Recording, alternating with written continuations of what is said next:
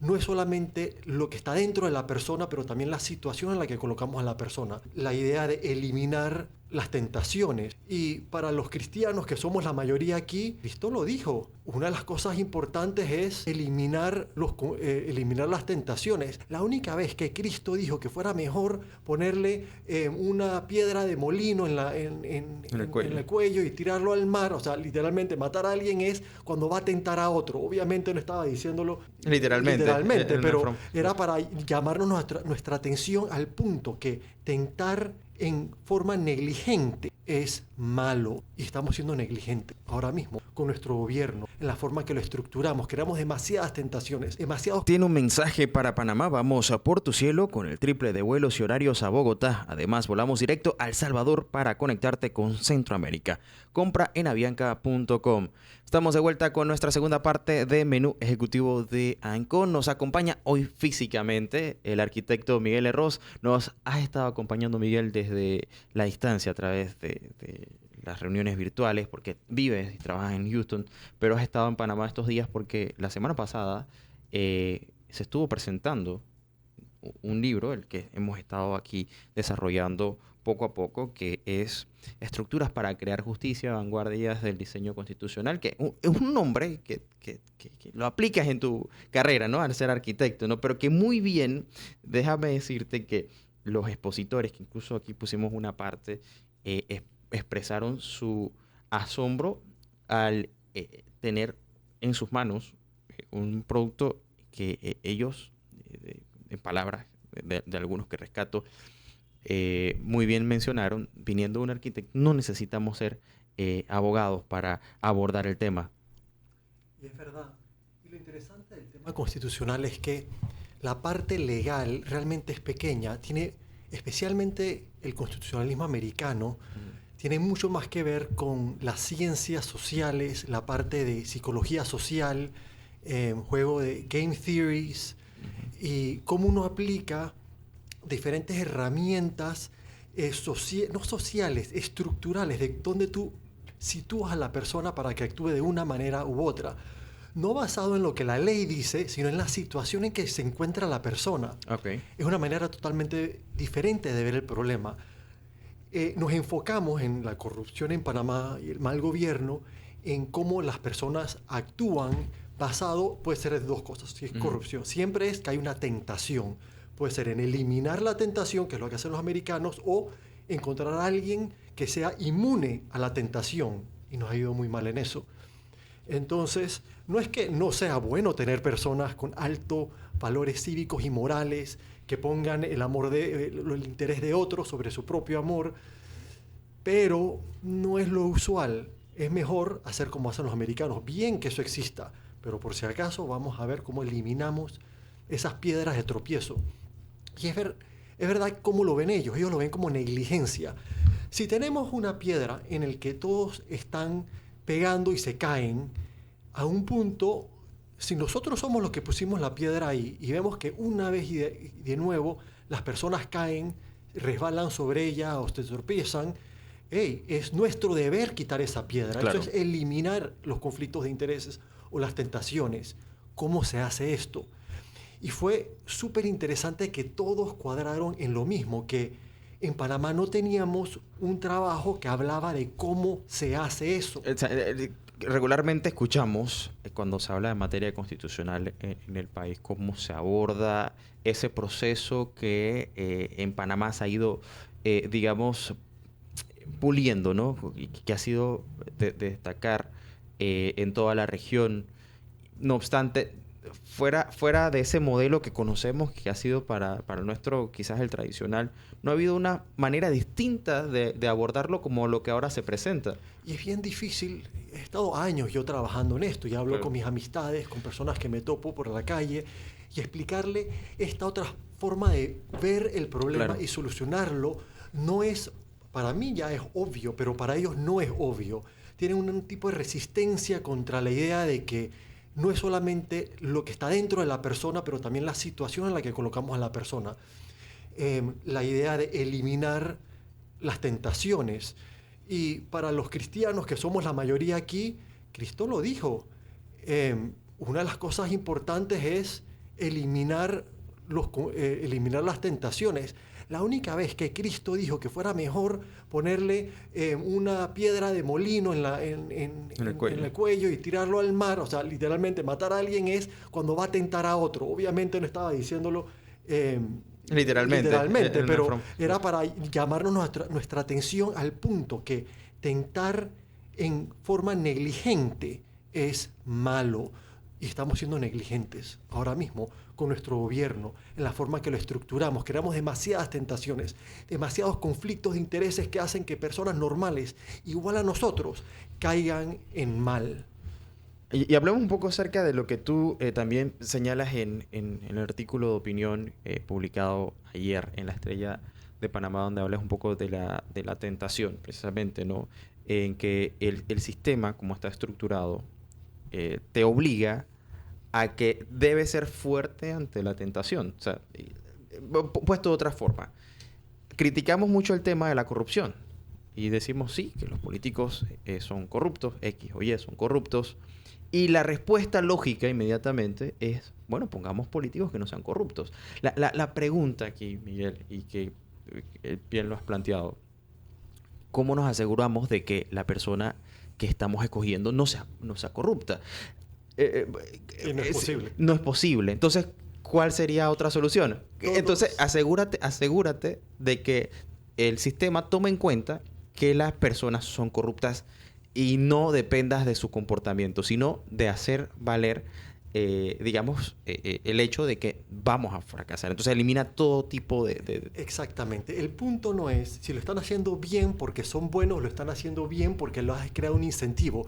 Para nosotros lo importante es que actúen bien. Claro. Porque actuaron bien es segundo plano. Fuera de ello, que la razón que están actuando bien es porque son ángeles. Pero sabiendo que no somos ángeles, entonces, ¿cómo hacemos para que una persona imperfecta, tal y como cada uno de nosotros es, no sea puesta en una situación en la que lo tentamos a actuar de manera incorrecta? Entonces, bueno, ese es todo el tema del libro. Son tantos temas diferentes, pero, por ejemplo, uno de los principales que toco una y otra vez es la imparcialidad. Para tener imparcialidad, la persona tiene que ser independiente de los intereses a lo que está tomando la decisión. Si yo soy un juez y dependo de una de las partes, para mi propio bienestar ya no soy independiente de esa persona, dependo de ella para mi bienestar. Por lo tal, no puedo ser imparcial, porque si actuara de manera imparcial, a mí es el que me va a caer el voltio. Ahora, te lo pongo de esta manera y haciendo un paréntesis también. Ahora que está muy presente el tema de las propuestas de campaña de muchos candidatos a la presidencia, se ha planteado el hecho de un cambio constitucional. Algunos hablan de reformas, otros hablan de una constituyente. Para el oyente que quizás se pregunta, bueno, ¿y esto de la Constitución por qué? Y ya se ha venido hablando muchísimo tiempo. Y es que hay un interés de una parte de la ciudadanía, de los ciudadanos en firme, que están demandando que se cambie la Constitución, porque han comprendido que muchos de los problemas que tiene nuestro sistema actual y que permite este tipo de situaciones de corrupción, clientelismo y todo lo demás, es porque hay que actualizar en nuestra Carta Magna, la forma en la que nosotros concebimos pues cómo se debe desarrollar nuestro sistema democrático. Es interesante, voy a hacerme una autocrítica. Ajá. Cuando yo hablo con las personas sobre este tema, me dicen, pero ¿qué sé? Si no siguen la Carta Magna, si no siguen la Constitución, no importa cómo tú la cambies, no la van a seguir. Ahora, lo interesante de ese punto es que tienen razón con el tipo de Carta Magna que tenemos ahora, que es como los 10 mandamientos. Uno los debe seguir por volición propia. Yo voy a ser bueno porque me dicen que no debo robar, que no debo matar, que bueno, yo soy una persona buena, así que no voy a robar, no voy a matar. Y son listas de ese tipo. Así que cambiamos la lista de principios que debemos seguir. Si son únicamente listas de principios, nadie los va a seguir. Estoy completamente de acuerdo con la mayoría de los panameños cuando piensan y dicen, ¿de qué sirve? No sirve de nada eso, excepto que ese no es el correcto modelo de constitución. El modelo correcto no tiene nada que ver con una lista de cómo las personas tienen que actuar. Es, como hemos tocado un par de veces, la idea del pastel. ¿Tú cómo lo divides? Al que corta el pastel le toca la última tajada. Has creado un incentivo en que corte tajadas de igual tamaño, o si no, las más grandes habrían sido agarradas para cuando le toca su turno. Hemos creado un incentivo. ese tipo de constituciones sí se siguen. No se siguen por el bien al prójimo, se sigue por el bien propio. Claro. Eso es lo genial de estas constituciones. Claro, es que Miguel, yo lo veo como tú lo planteas, es que lo que tenemos te dice qué debes hacer. O sea, si nos dice este es el modelo que hay que seguir, pues nosotros como ciudadanos, como políticos o como todo lo demás, estamos forzados a seguir el modelo que nos impone la Constitución. Pero ¿qué pasa si la Constitución te dice esto es lo que se hace y si no se hace? Entonces, o esto es lo que no debes hacer. O que debes hacer, pero entonces ves que el que lo debe aplicar, se lo tiene que aplicar a sí mismo. El Ejecutivo tiene esta lista de deberes que él debería aplicar a sí mismo. Pero, o sea, es como la resolución de Año Nuevo. Yo este año voy a correr y voy a comer bien, pero si tú lo tienes que aplicar por los primeros días bien y después se te olvida. Por ejemplo, o sea, mucho se habla de los favores y tú lo pones acá. La falta de flujo de favores puede llevar a la pérdida de su respaldo en favor de un rival opuesto a complacerlos, en otras palabras. Ok, está en ti el saber que no debes utilizar actos clientelistas, regalar becas y demás, un favor por votos. Pero incluso si él no lo hace, que es lo que vas a decir, entonces él les va a ir mal, porque necesita el apoyo de todas estas personas que saben el poder que tienes. Efectivamente, pero si se elimina ese tipo de posibilidad, entonces se elimina todo tipo de suspicacias. Así es. La pregunta son dos. Entonces, ¿cómo se elimina es la primera? Y una vez que ¿qué debes eliminar? Claro. Por ejemplo, la parte del clientelismo. Eliminar que ellos puedan, a gusto propio, poner a casi todos los servidores públicos del gobierno y funcionarios. Si tú puedes hacer eso, ponerlos y quitarlos, ya son que ellos dependen de ti, que lo hemos hablado varias veces.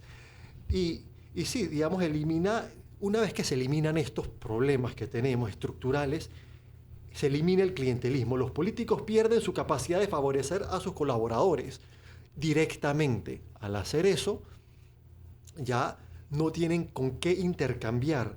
Así que fomenta la imparcialidad de los funcionarios públicos. No le deben un juez supuesto a una de las partes. Puede ser imparcial. O sea, ya se puede tomar entonces en cuenta lo que tiene cualquier empresa, en donde si tú cometes alguna falta administrativa a la institución, pues por justa razón, pues y por cosas básicas, llegaste tarde o te ausentaste o no estás rindiendo en el trabajo como pasa en cualquier empresa privada, pues es una justificación para el cese de tu contrato laboral. Pero lo que sabemos que sucede mucho en los gobiernos es que si no apoyaste, y lo hemos visto, que salen en las noticias y en los escándalos, si no apoyaste al candidato tal, hace unos años hubo un caso de una autoridad en Panamá, no sé si tú recordarás, en medio de la pandemia, en donde salió un audio en donde esta persona pedía que le dieran like a una publicación de ese alto funcionario y el que no le daba like estaba en problemas. O sea, estamos hablando de que aquí lo más importante es favorecer a los superiores, no favorecer al Estado. No, 100%. Un ejemplo más al día. Esto pasó en el pasado. No voy a ser específico, pero a una compañía pesquera le quitaron la licencia de pescar aquí en Panamá. ¿Por qué razón? No se sabe. Todo lo que se sabe es que alguien quiere una coima. O sea, ¿qué tipo de cosa es eso?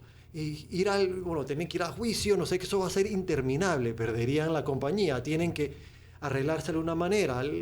Tienen abogados, no sé qué, pero ¿por qué pudo ocurrir eso? ¿Por qué no pueden ir simplemente ante un juez y decir esto no tiene sentido? O un juez administrativo. Todos son parte del mismo club clientelista, todos ayudan, todos se están protegiendo en sí mismos, todo es para chuparle al buen trabajador, a esta persona que tiene una compañía que está tratando de elaborar, ven que tienen una oportunidad, se lo ponen en una situación extremadamente difícil y él no tiene otra manera que salir, desgraciadamente. Tenía el barco lleno de pescados, ya era ilegal la pesca esa. Esto no es que son multimillonarios que tú puedes perder una pesca y te va bien. Te hacen ese tipo de maldad. Es inconsciente. ¿Cómo pueden tener eso? No es que tengan ese poder, es que no hay recurso para la persona, porque es todo un grupo. Entonces sí, haber sido que si él hubiera sido, que hubiera dado para la campaña correcta, hubiera sido amigo de las personas correctas, nunca le hubiera pasado. Quizás el problema es que este es el competidor del que tiene eso. No sé la historia suficientemente profunda, pero es el tipo de cosas que es fácil eliminar de nuestro país cuando uno crea verdaderas independencias. Puede ser que uno te quiera hacer la maldad, pero él no va a tener el respaldo de nadie. Así que al final le quitan la licencia y el que va a ser investigado fue el que lo hizo mal. Puedes ir al juez, puedes ir al fiscal, oye, ¿qué está pasando aquí? Esto no tiene sentido. Pero si no tienes recurso independiente, pues te fregaste, tienes que jugar al juego y eso es corromperte para no perder tu negocio. O sea, que obligas sí o sí a que la persona tenga que caer dentro de ese juego y entonces... Y esta compañía, estoy seguro que en las próximas elecciones comenzarán a dar a todo el mundo para que no le caiga el voltio la próxima vez, para protegerse. Entonces dicen, porque es corrupto. Bueno, sí, pero no. O sea, ¿qué más podía hacer? Ese es un círculo vicioso. Es un círculo horrible. Es un círculo difícil. Entonces el tema del clientelismo siempre va a estar presente hasta que no examinemos cuáles son las raíces. Es nuestra negligencia. Claro. Que eso exista es nuestra negligencia.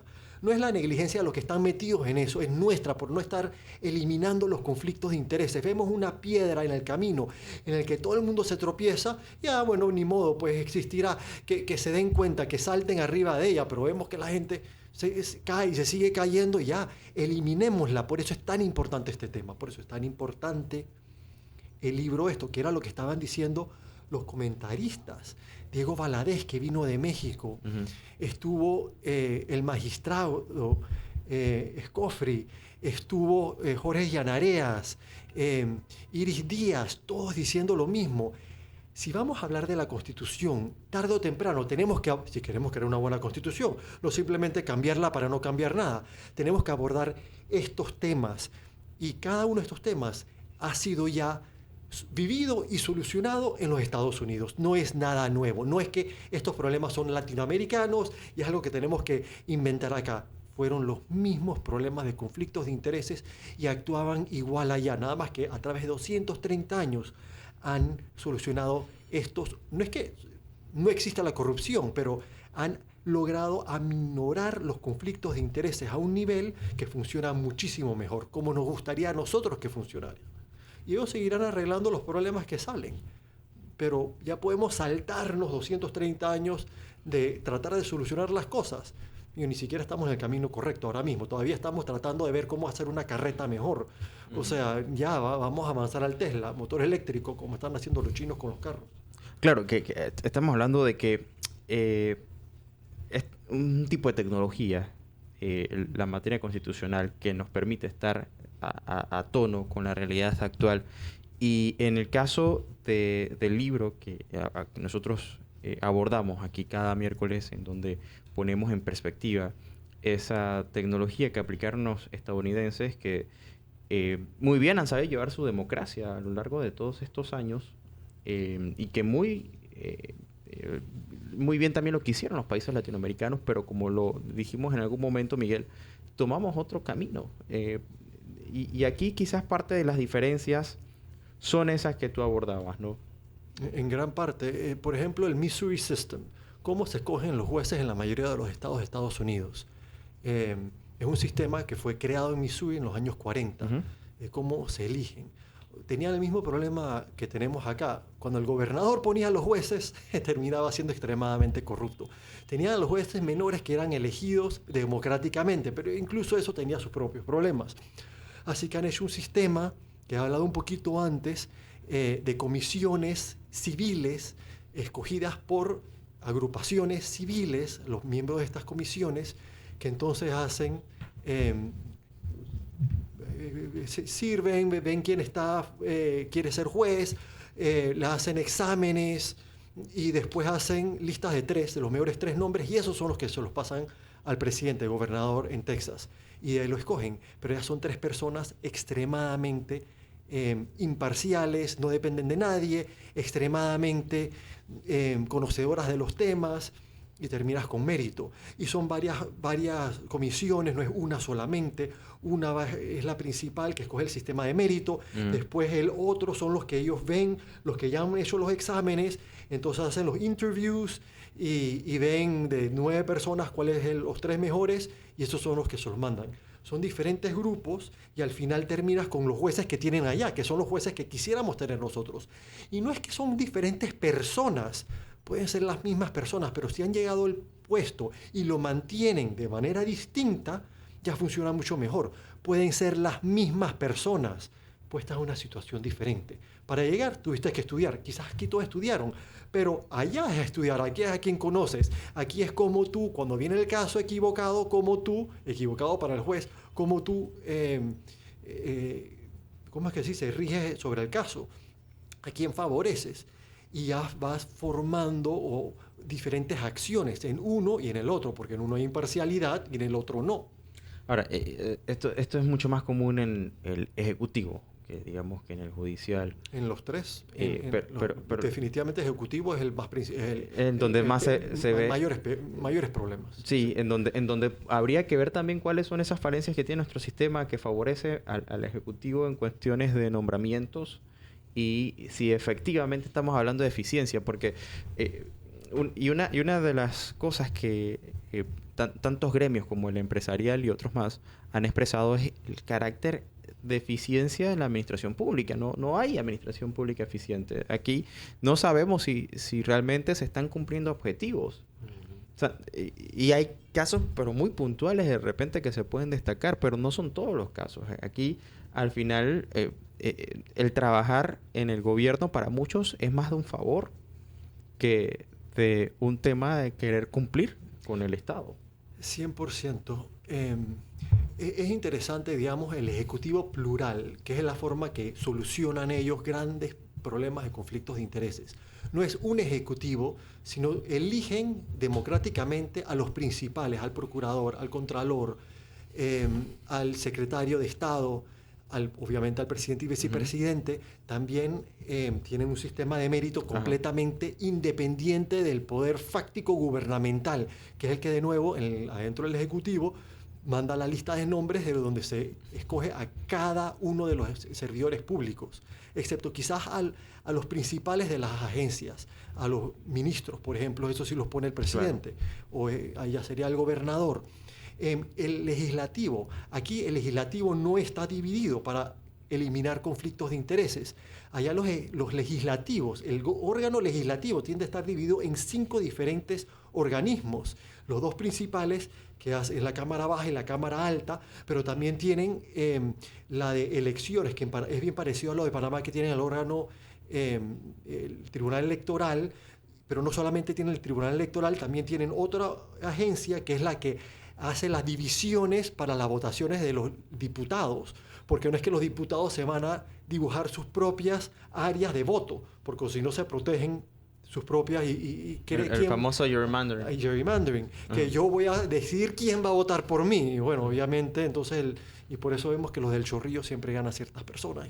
Que pudiéramos hablar más adelante de cómo funciona algo parecido al gerrymandering en Panamá. Y lo interesante de Panamá es que no tenemos tanto problema de gerrymandering porque ahora compran los votos. Así que, bueno, ese gerrymandering ayuda un poquito, pero no es tan necesario porque tiene otras herramientas mucho más poderosas que en los Estados Unidos ya han eliminado.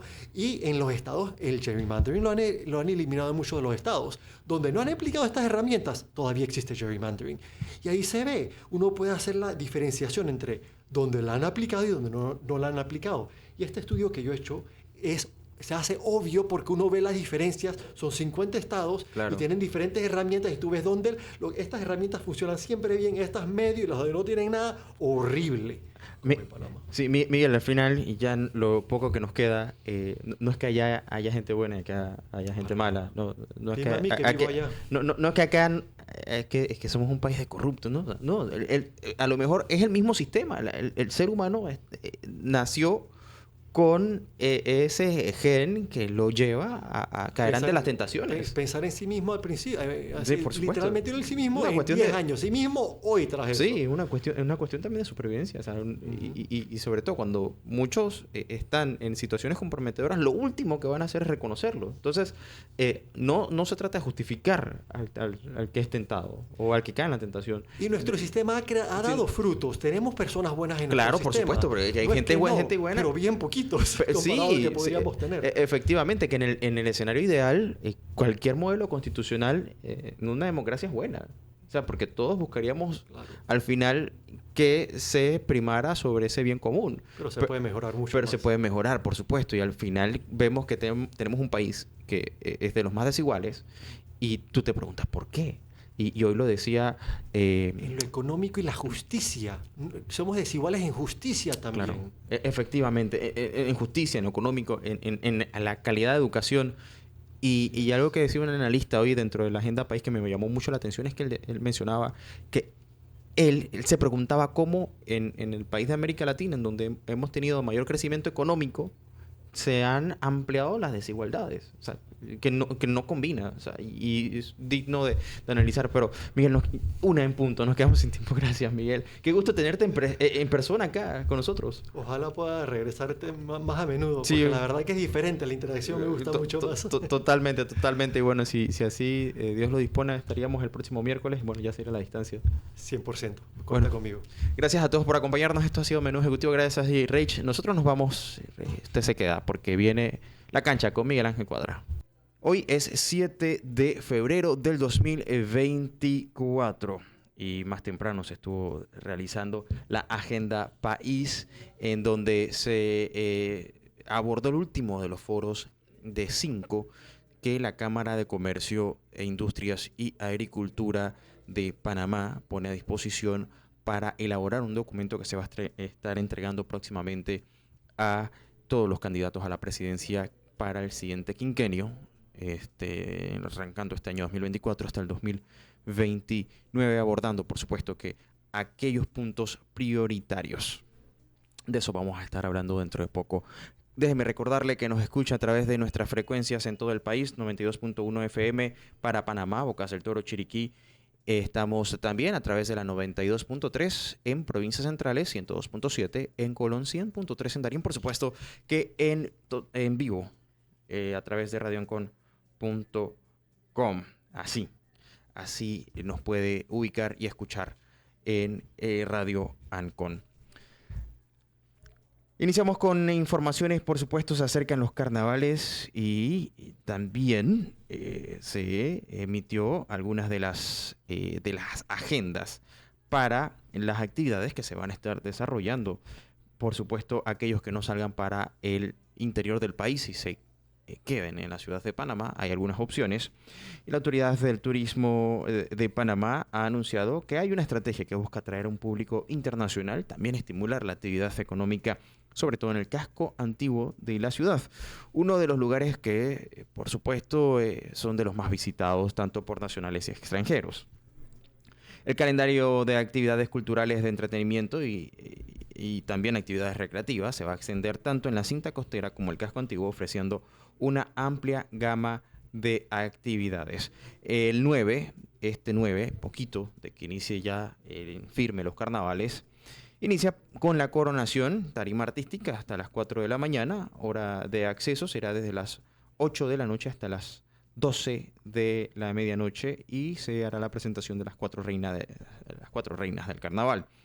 El 10 de febrero, los tradicionales culecos, desde las 9 de la mañana hasta las 3 de la tarde. Se va a estar dando también desfile de comparsa desde las 6 de la tarde hasta las 8 de la noche. Habrá una tarima artística hasta las 4 de la madrugada y la hora de acceso para el sábado 10 de febrero será a las 8 de la noche hasta las 12 de la medianoche.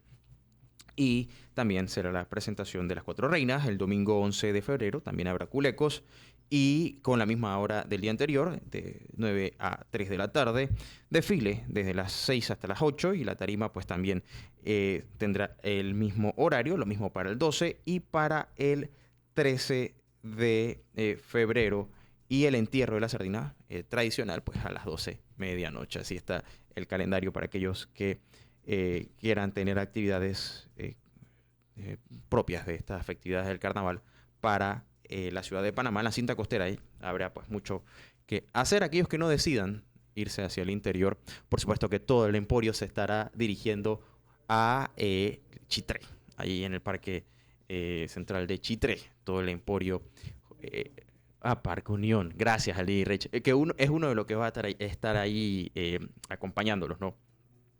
Para llevarle toda la diversión a aquellos que se apersonen a el Parque Unión de Chitré. Bueno, y en otros temas, lo decía hace un momento, la Cámara de Comercio, Industria y Agricultura realizó el 6º foro de Agenda País con el tema de desarrollo social, esto pues con una alianza estratégica del Programa de las Naciones Unidas para el Desarrollo, donde se presentó un informe sobre desarrollo humano en Panamá. Además, pues especialistas de diversos sectores sociales compartieron algunas de las oportunidades para una vida digna, equitativa, y exploraron sobre las desigualdades que hay en el país en áreas de salud, educación, institucionalidad, agua y empleo, y los nuevos desafíos que existen para el próximo quinquenio. El presidente de la Cámara, Adolfo Fábregas, manifestó que se marca el cierre de la primera etapa del proyecto, un proceso donde se han sometido a evaluación exhaustiva de la mano de múltiples especialistas el estado de la situación de pilares medulares para el desarrollo de Panamá en los próximos 5 años y a largo plazo también.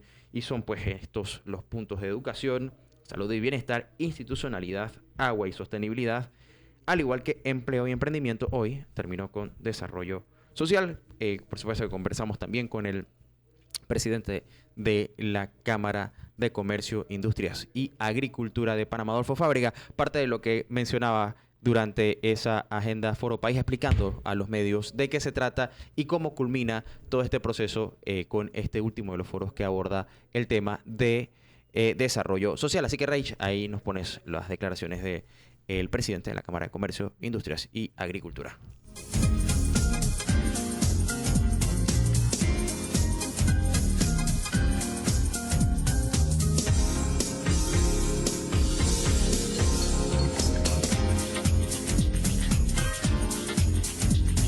Menú ejecutivo de Ancon con Magdiel Torres. Sí, el día de hoy hemos presentado el Foro de Desarrollo Social. Es un foro que no teníamos en la agenda inicial.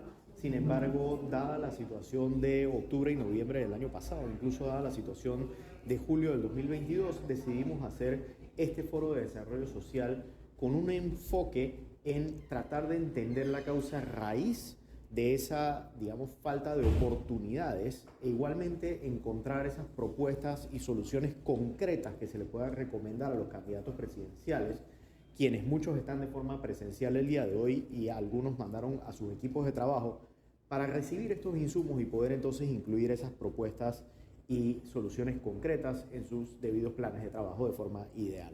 Sí, los subsidios siempre nos han preocupado, nos preocupa de sobremanera, no tanto por el tema de que existan subsidios, porque en algunos casos sí se justifican si existe una necesidad muy puntual que se debe atender. Sin embargo, en Panamá es excesivo y el problema de los subsidios es que causa entonces un rezago en la capacidad de desarrollo de esas personas que se empiezan a apoyar en los subsidios.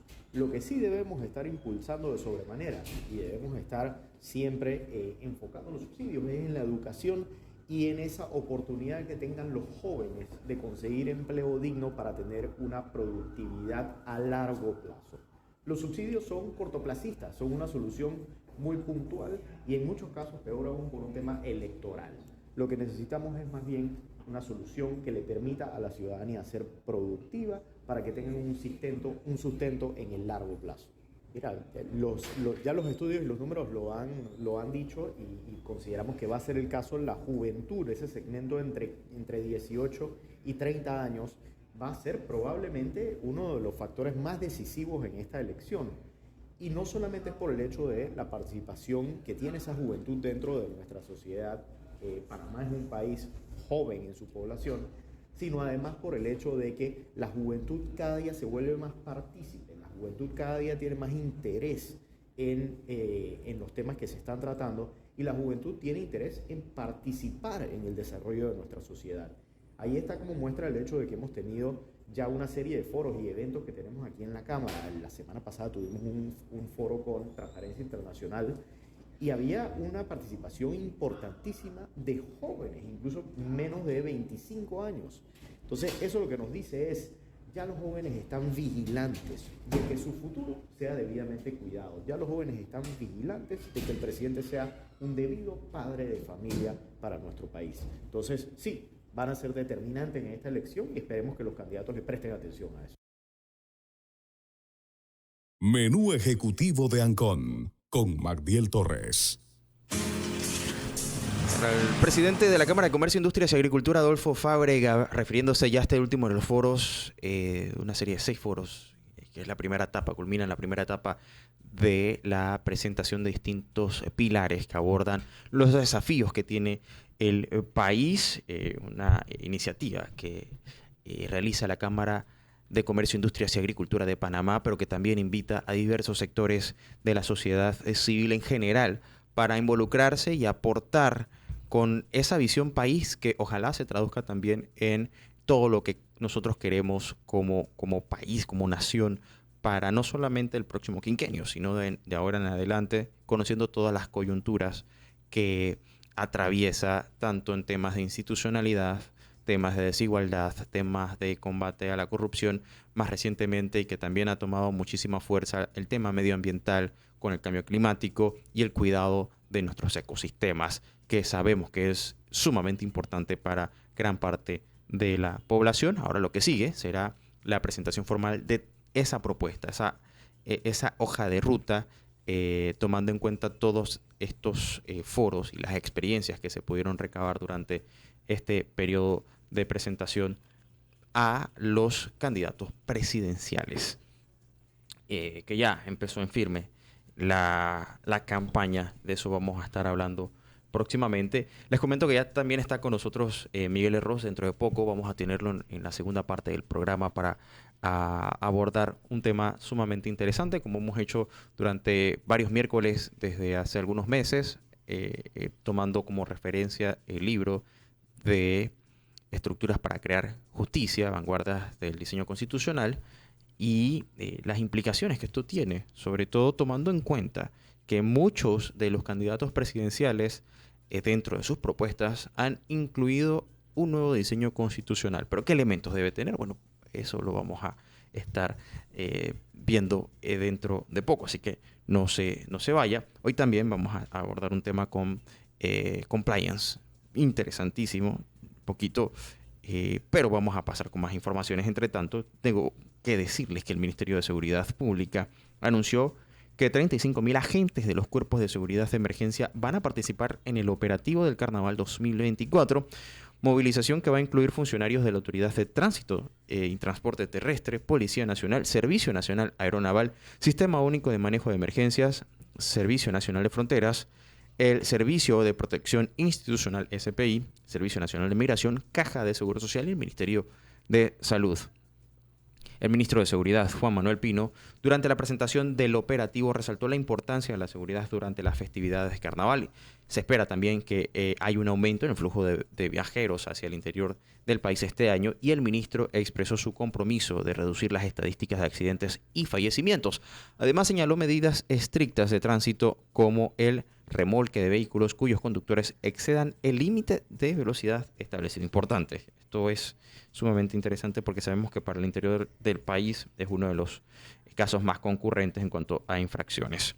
En otro tema y en otro ámbito completamente diferente, el Banco Nacional de Panamá anunció un histórico rendimiento financiero al reportar una utilidad de 291 millones de dólares durante el año 2023, algo que marca el hito más significativo según la entidad bancaria en sus 119 años de existencia. El gerente general del Banco Nacional de Panamá, Javier Carrizo Esquivel, gerente de esta entidad, atribuyó este éxito a una fórmula efectiva que involucró 6 maniobras coordinadas, resultando en un crecimiento del 49.2% en comparación con el año anterior, donde las utilidades alcanzaron los 195.1 millones de dólares.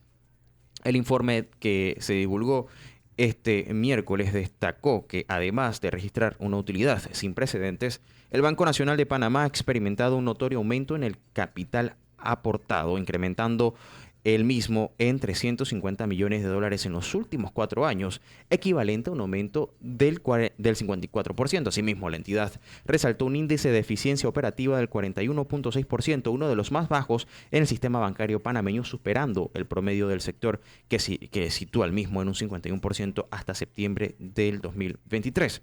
Y con un retorno del capital de 22.2%, el Banco Nacional de Panamá ha dicho que con esto demuestra su capacidad para generar rentabilidad basada en un sólido patrimonio, mientras que su cartera de préstamos alcanza un récord de $6.445.5 millones. 12:15, vamos con las internacionales con DW y en breve venimos con nuestra primera entrevista. Esto es Menú Ejecutivo de Ancon.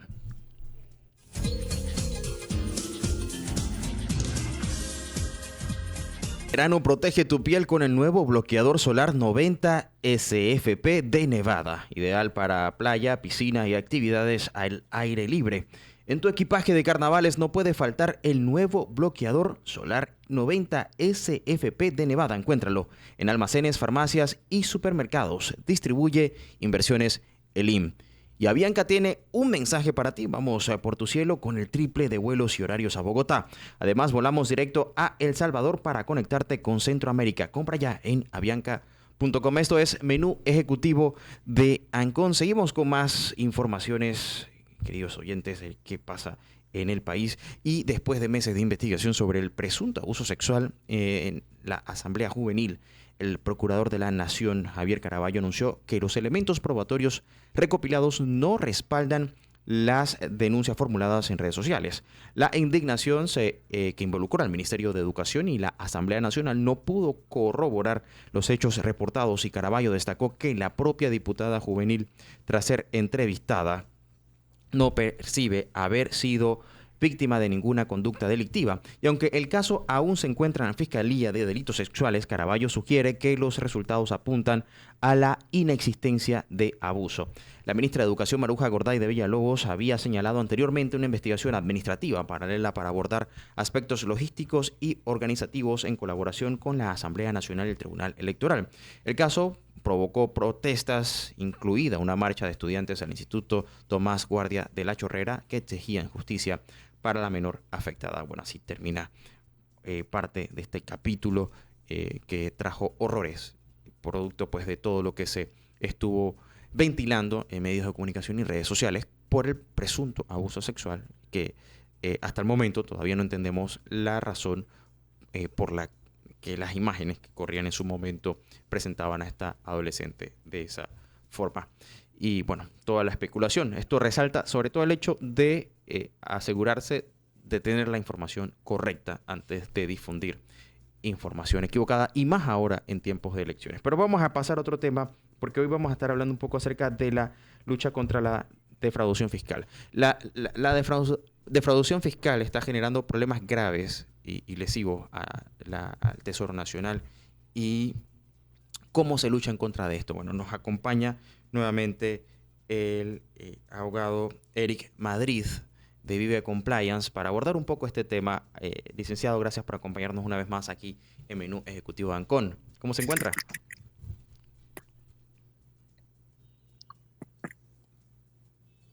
Hola, mucho gusto saludarte. Muy bien, gracias. Sí, mira, qué bueno, saludo a toda tu audiencia.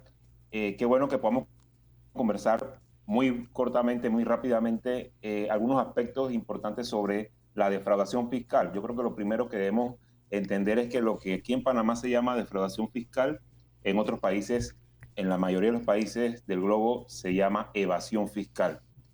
Que es la forma penal o el tipo penal que es el que se persigue como delito. La defraudación fiscal en Panamá, evasión fiscal en otros países. Y es esa falta que comete una persona jurídica, una persona natural que es contribuyente en esto y que defrauda, en este caso, más de $300,000 al año. En un periodo fiscal, es decir, no la sumatoria de varios periodos fiscales, sino en un año.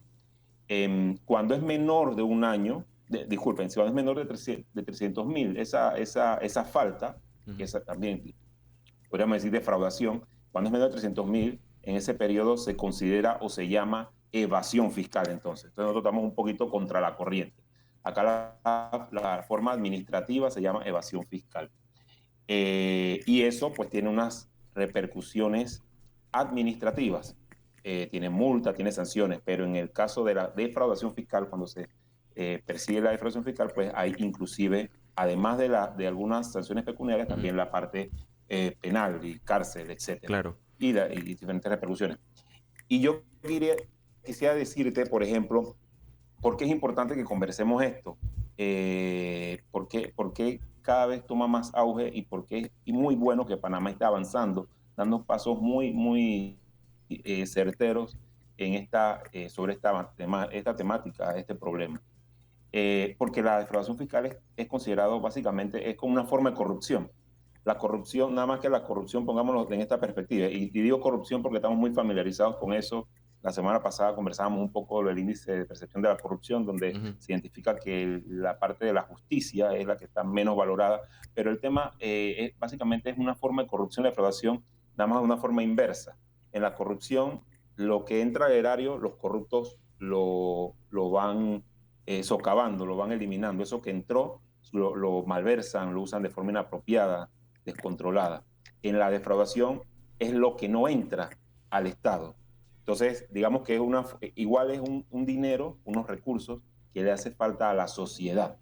En Panamá se habla mucho del crecimiento social, pero también siempre dejamos de lado el tema del desarrollo social. Y para que haya desarrollo social, definitivamente se requiere de esta herramienta que tienen todos los estados, que es la imposición de este tipo de tributos, para entonces con eso solventar y eventualmente generar, Claro. todo solventar y cubrir todas las necesidades que tiene la sociedad, Claro. en salud, en educación, en seguridad, etcétera. Y sobre eso hay una enorme tarea que se está haciendo. Panamá en 2019 se penalizó la defraudación fiscal. Hasta el 2019 en Panamá no era un delito la defraudación fiscal. También se incluyó para el mismo 2019 como un delito precedente de blanqueo de capitales, es decir, que quien hace defraudación fiscal eventualmente va a cometer blanqueo de capitales y puede ser perseguido por temas de blanqueo de capitales. Claro. Dígame, no sé si tenía una... Sí, por supuesto que sí. Y bueno, lastimosamente no nos va a alcanzar el tiempo para abordarlo todo. Ojalá el próximo miércoles podamos retomar un poco, ¿no? del tema, que es sumamente importante, mientras que en otras latitudes y países más desarrollados el debate está en hacer que quienes más paguen o más ganan, perdón, más aporten al Estado, sobre todo para hacer esa nivelación social. Panamá, ser un país de los más desiguales del mundo, todavía tiene un reto enorme en hacer que aquellos que más generan también puedan aportar más y no sea quizás un poco a la inversa, en donde una de las principales quejas es que el sector de la clase media son los que pagan los platos rotos, los que menos subsidios reciben, pero también aportan más en temas de impuestos. Esa es una deuda que tienen los gobiernos y las autoridades con la sociedad panameña. Ese es un modelo que desafortunadamente se ha ido afianzando con el tiempo, ese tipo de beneficios fiscales, y que muchas veces normalmente genera este debate, y muchas veces puede considerar injusto o sumamente injusto. Pero es una realidad que eso puede cambiar en cualquier momento o gradualmente, así como hemos transitado hacia dar beneficios fiscales, eventualmente eso puede transitar hasta como país, como modelo de planeación económica y para atracción de capitales, puede transitar en la dirección inversa, porque estos son, así como los subsidios, son creados realmente por tiempos definidos, o esa es la idea. Conceptualmente hablando en la economía, son por tiempos definidos, por situaciones definidas. Asimismo, estos beneficios fiscales, que son una forma de subsidio, también son por tiempos definidos y eventualmente eso puede cambiar. Muchas de las quejas que hay son con mucha razón, y muchas veces, y aquí vayamos al tema de la defraudación fiscal, muchas veces personas que, además que pueden tener ventaja fiscal, a veces la defraudación implica el hacer ver que tienen una ventaja fiscal cuando no la tienen. Entonces ellos dicen que generaron tantos gastos o hicieron tal inversión en hotelería cuando no fue en hotelería, pero entonces yo te hago toda una simulación y como te hice la simulación de inversión en hotelería, entonces tengo el beneficio fiscal. Entonces todo eso dentro del prisma de la persecución de la defraudación fiscal se está cada vez persiguiendo con más detenimiento temático. Pero acláreme Dígame. algo, licenciado. Usted mencionaba que hasta el 2019 esto no era penado. Era solo perseguido de la forma en la vía administrativa. Claro. Es decir, no es que quedaba impune. Y de hecho había una forma penal allí, pero un poco, podría decir, tal vez no la mejor palabra, pero rebuscada, pero sí se perseguía de forma administrativa. Es decir, no quedaba impune, lo que se buscaba detectar a través del Departamento de Fiscalización de la Dirección General de Ingresos quienes estaban en esa falta y eventualmente se hacían acuerdos, arreglos de pago, multas, etcétera. O sea que sí se perseguía. Ahora se sigue de una forma un poco más pues, con más rigurosidad y ahora con la opción, digamos, que tiene el Estado de la persecución de la defraudación fiscal como un delito. De hecho, por eso la DGI creó un departamento de evasión y defraudación fiscal que investiga eso. Por eso la DGI, en conjunto con la UAF, crearon unas señales de alerta de defraudación fiscal que deben los sujetos regulados y no regulados del sector financiero deben tenerlo presente porque sus clientes pueden ser tal vez dar indicios de defraudación fiscal y lo ven en esas señales de alerta.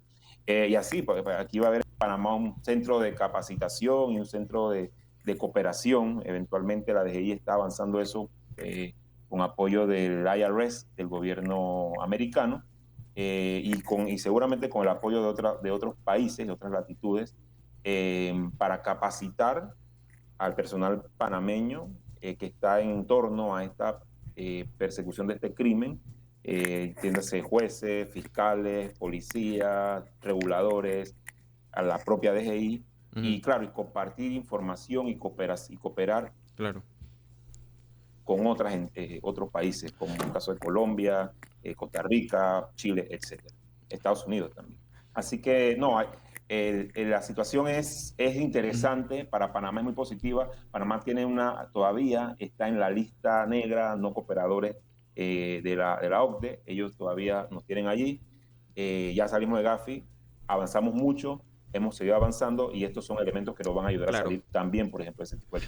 Hay otras consultas que me quedan todavía que, bueno, quedarán pendientes y ojalá podamos abordarlas más adelante, que tienen que ver, por ejemplo, con la universalización de las tasas impositivas, que entiendo que se busca que también se eleven un poco en Panamá y tratar de mitigar todo lo que pues, sea un indicio de que somos un paraíso fiscal. Y ese tipo de elementos que ojalá pudiéramos ver y cómo se correlaciona esto con la evasión fiscal y con lo que usted decía, defraudación fiscal en nuestro país. ¿Cuáles son las repercusiones que nosotros tenemos internas, más allá de solamente las peticiones internacionales y cómo esto nos puede ayudar? Lastimosamente nos quedamos sin tiempo, así que ojalá podamos verlo más adelante. Conversemos, hay repercusiones.